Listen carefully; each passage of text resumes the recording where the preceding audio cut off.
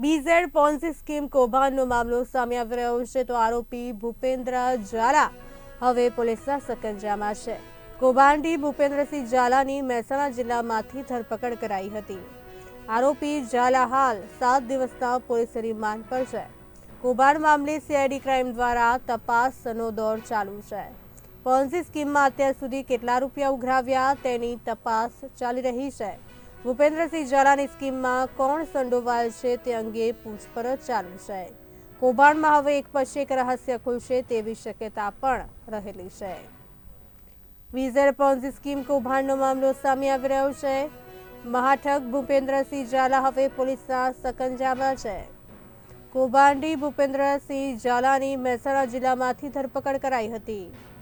આરોપી ઝાલા હાલ 7 દિવસના પોલીસ રિમાન્ડ પર છે।